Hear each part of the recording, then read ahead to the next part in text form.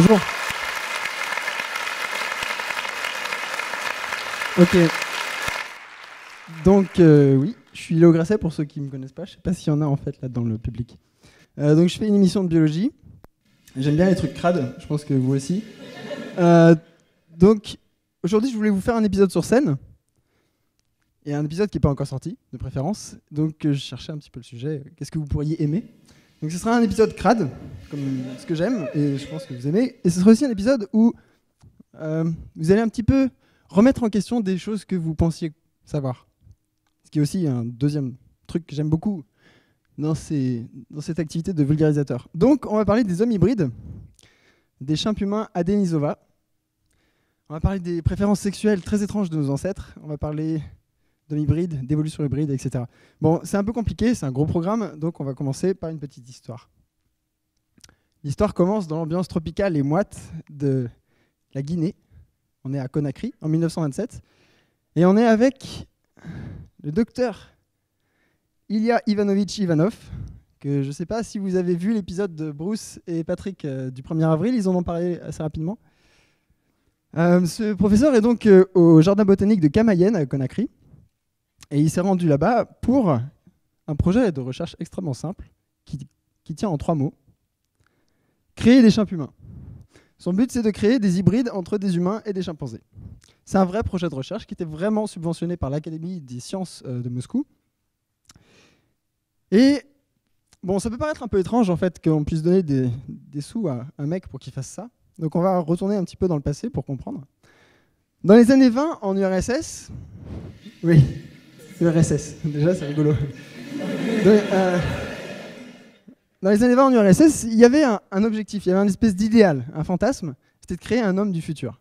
On voulait vraiment avoir des humains mieux que ce qu'on avait déjà actuellement. Et des femmes aussi, au passage. Mais ce n'était pas qu'un projet social. Donc là, on a une citation de Trotsky que je vous laisse lire parce que moi j'ai la flemme.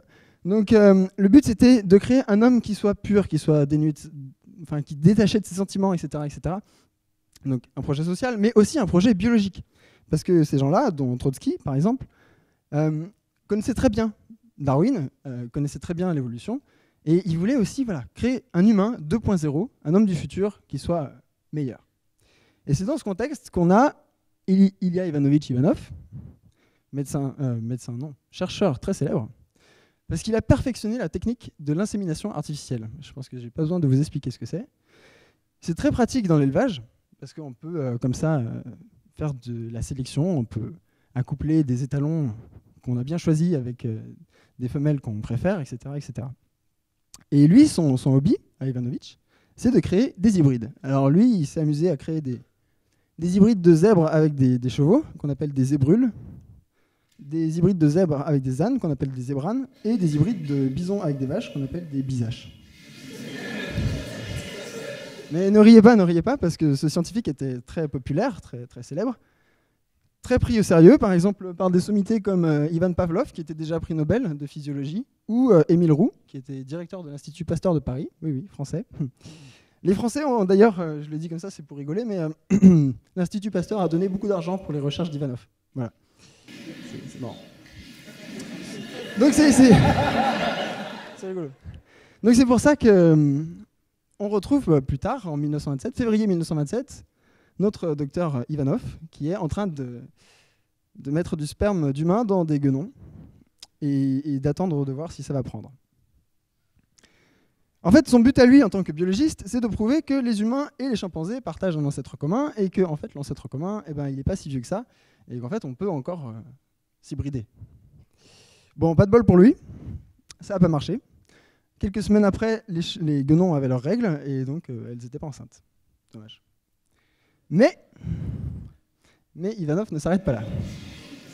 Ivanov est joueur et il contacte le gouverneur de Conakry et il lui propose un plan. Il lui propose, tiens, écoute, les femelles chimpanzés, ça n'a pas marché. Et si on essayait d'inséminer des femelles humaines avec du sperme de chimpanzé?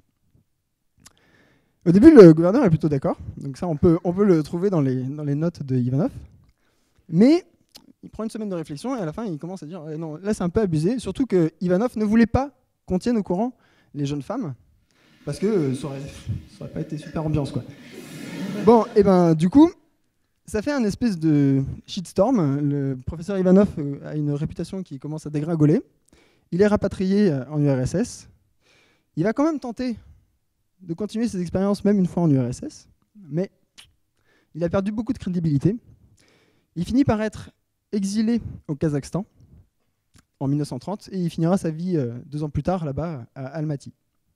Bon, pourquoi est-ce que je vous parle de ça et quel est le rapport avec les hommes hybrides, l'évolution hybride et ce que tout ça peut raconter sur notre espèce, etc. Et bien déjà, il faut savoir que le docteur Ivanov n'était pas forcément un très très mauvais scientifique.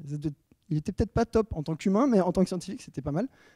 Parce qu'effectivement, les chimpanzés et les humains sont apparentés. Alors, je ne sais pas pourquoi on ne voit pas, mais là, en gros, il y a 2 traits qui relient chimpanzés et humains.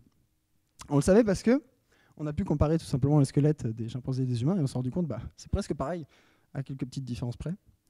Ok, maintenant on le sait grâce aux données génétiques. Bon, ça c'est censé représenter de l'ADN et c'est censé aussi vous montrer que c'est pas très différent. D'accord. C'est très parlant. Bon, donc Ivanov avait effectivement une bonne intuition. On descend effectivement du même ancêtre commun que celui dont descendent les chimpanzés. D'ailleurs, en fait, la véritable histoire, c'est celle-là. Il y a environ 7 millions d'années, l'ancêtre commun qu'on a avec les chimpanzés s'est divisé, disons, en 2 lignées. D'un côté, les Panina, qui donnera les bonobos et les chimpanzés, et puis de l'autre côté, il y a toute la lignée qu'on appelle les hominines, donc les Australopithèques, Homo erectus, Néandertal, et puis les humains aussi, au passage. Alors, si on reprend depuis le début, on a Australopithèques, les paranthropes qui ont disparu. Non, c'est un Australopithèque. Ça, c'est un paranthrope, il a disparu aussi. Ça, c'est un Homo erectus ou un Homo ergaster, il a disparu. Homme de Flores, il a disparu aussi, Néandertal, et puis les humains. Bon, là, on a un arbre phylogénétique, super. Et ce que ça nous montre, en fait, c'est qu'en partant d'un ancêtre commun, on peut générer plusieurs espèces. Ça, je pense que vous le savez si vous avez fait, je sais pas, le lycée, par exemple. Mais ce qui est intéressant à retenir quand même, c'est qu'une fois qu'elles se sont séparées, une fois que l'ancêtre commun est devenu 2 espèces, les 2 espèces ne se recroisent plus. Enfin, par exemple, nous, on ne se recroise pas avec des chimpanzés, par exemple. C'est comme ça qu'on définit les espèces, d'ailleurs, en biologie. Une espèce, c'est l'ensemble des gens avec qui je peux faire des bébés. Et si je ne peux pas faire des bébés avec une personne, c'est qu'elle n'est pas de mon espèce. Voilà. En gros, vite fait. Bon, le truc, c'est que on aurait, pour l'instant, on a des bonnes preuves qu'après, environ 1,2 million d'années après la séparation entre les 2 lignées, donc on avait déjà des proto-hominines et de l'autre côté, on avait des proto-panines, on a eu un événement d'hybridation. Donc on a des ancêtres à nous qui se sont hybridés avec des ancêtres de chimpanzés. Alors comment est-ce qu'on sait ça? Je vais passer super rapidement parce que ça peut être un petit peu chiant. Très simplement, déjà on sait que, génétiquement parlant, on est proche des chimpanzés parce qu'on peut comparer les séquences d'ADN et dire, tiens, c'est relativement proche. On peut compter les différences entre les 2 séquences. Voilà, compter les séquences. D'accord? Il y a la moitié du PowerPoint qui a foiré, c'est pas un problème. Bon, on compte les différences, donc là on en a 1, 2, 3, 4, 5. Et on sait que, par exemple, il y a une différence, ça prend 1 million d'années à se générer. Donc, 5 différences, ça fait 5 millions d'années.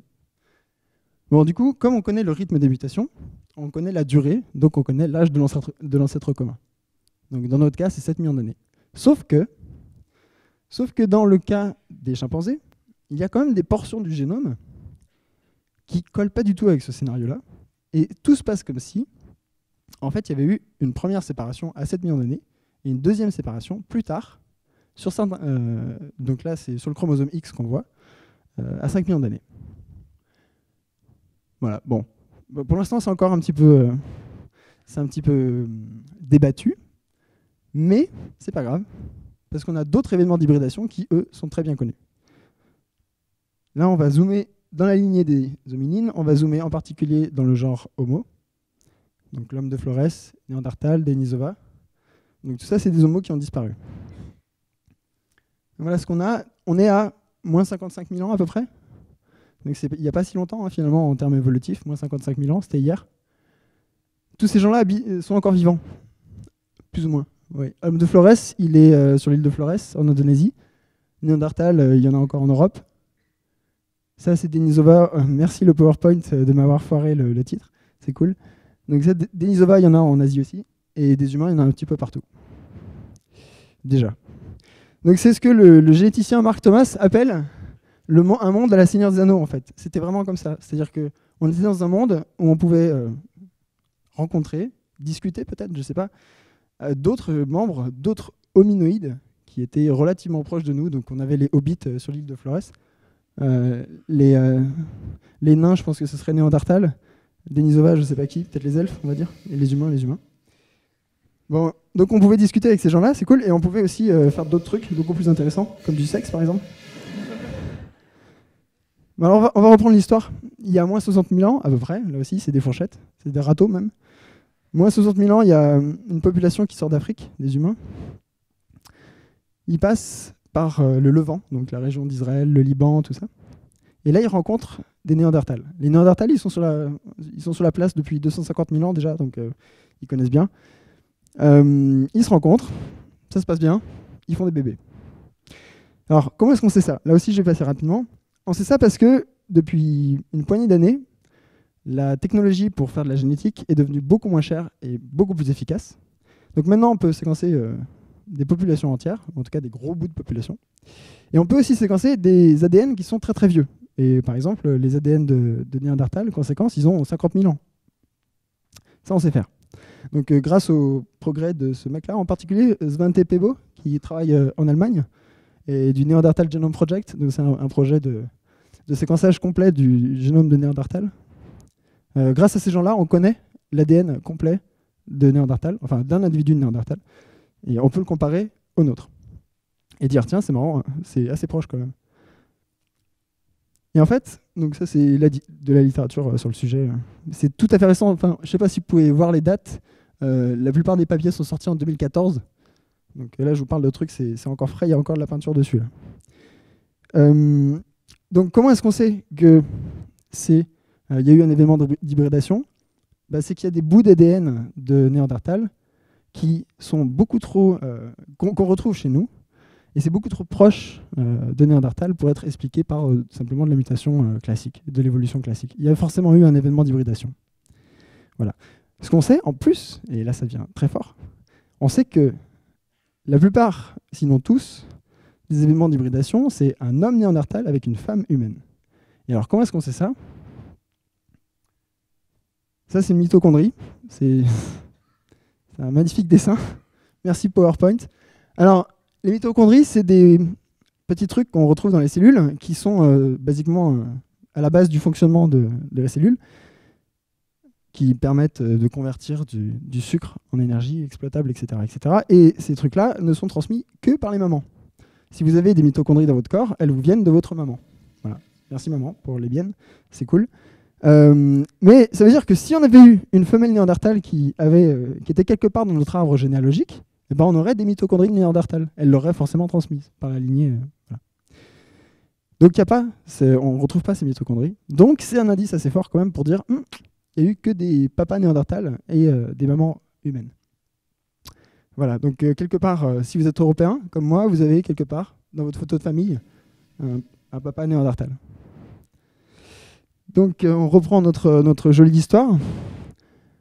On a, c'est un magnifique trait en plus, c'est 1 à 2% du génome. Les Eurasiens, donc tous les gens qui habitent en Eurasie, ont 1 à 2% de leur génome qui vient de Néandertal. Donc si vous êtes Eurasien, comme moi, vous êtes hybride par définition.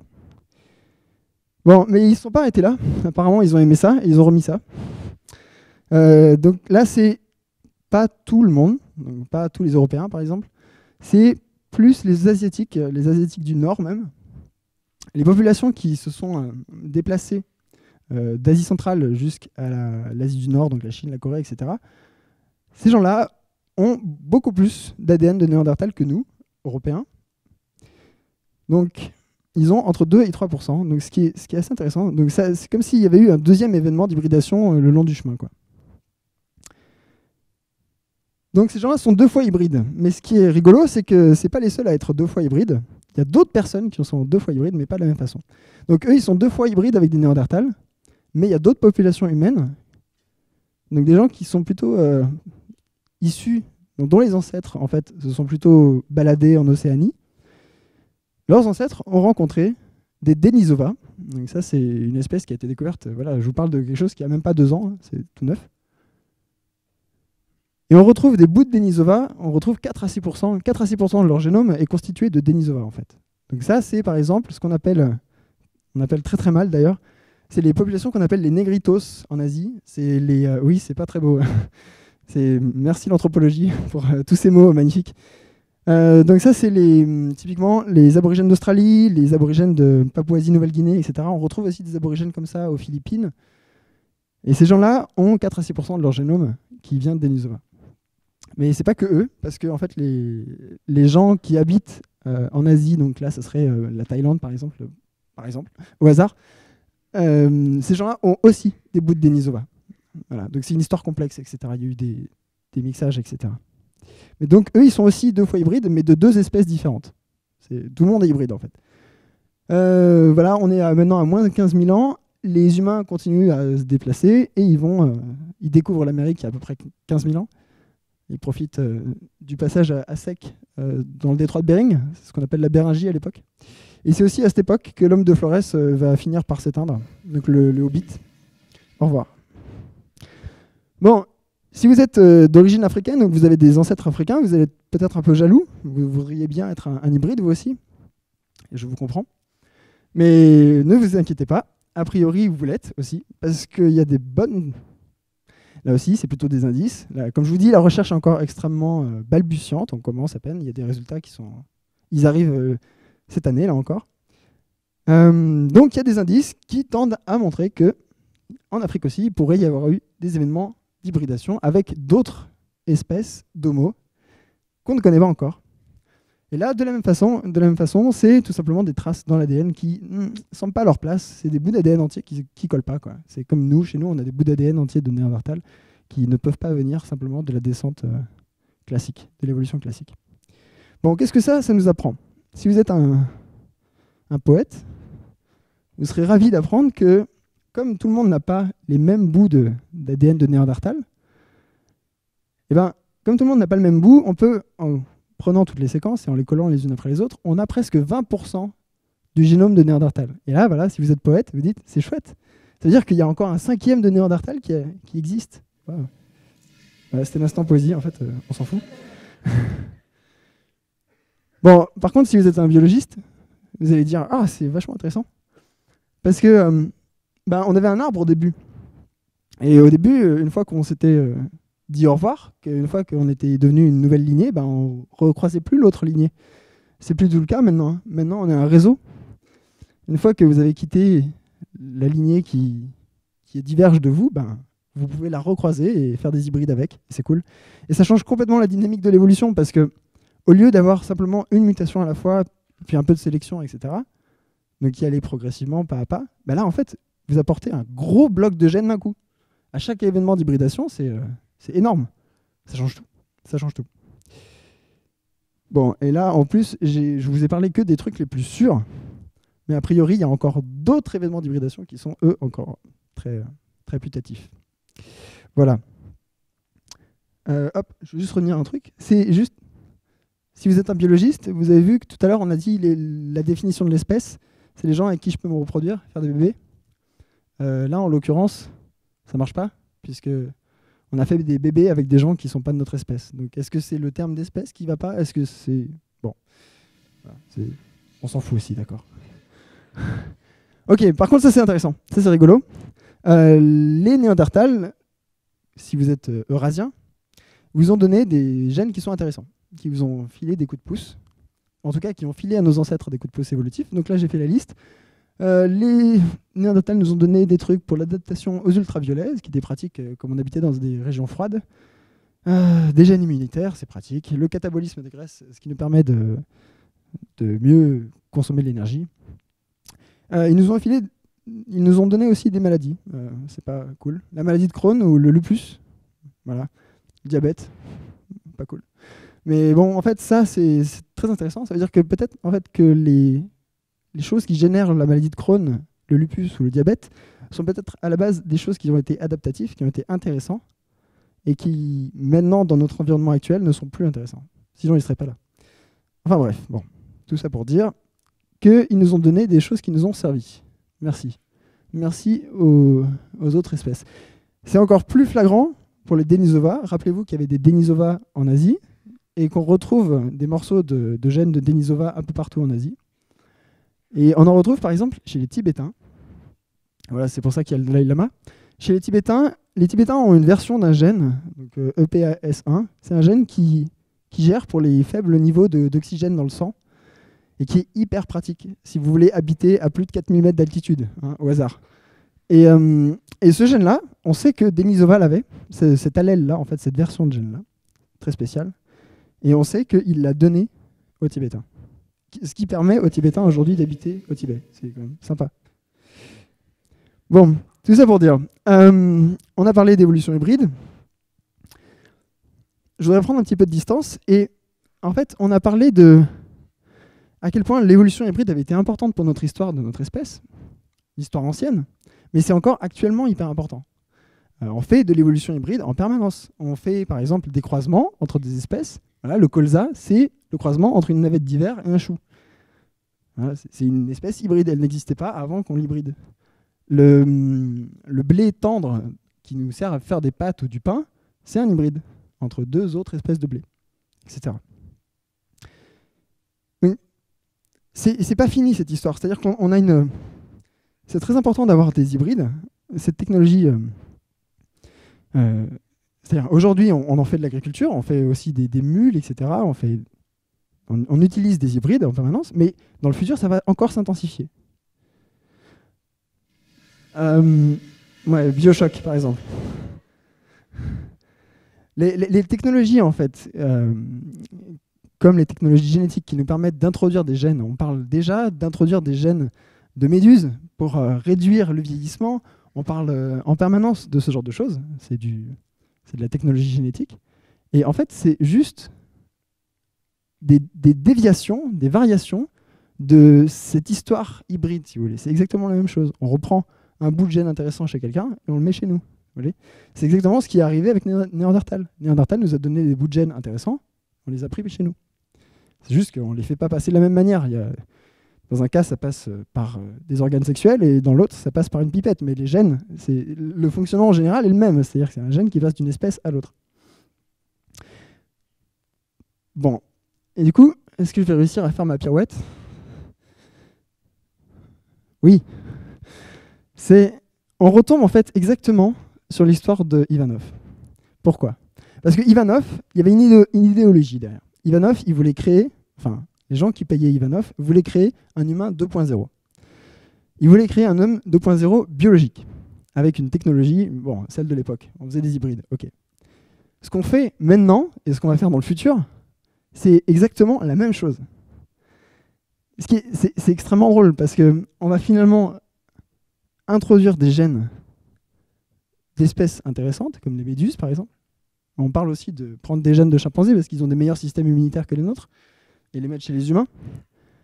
On va faire ces choses-là, et en fait, ce sera juste un espèce d'écho au lointain passé, aux années 20, et aux tentatives d'Ivanov de faire des chimps humains. Merci beaucoup.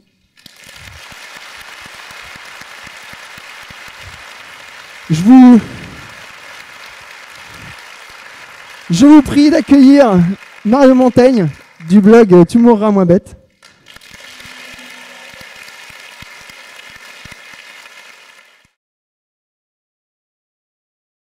On va aborder une question grave que peu de personnes se sont posées, sauf Luc. Je suis désolée pour le langage de mes lecteurs. Mes chers profs, est-ce qu'on ne peut pas dire que Dark Vador a eu une vie de merde?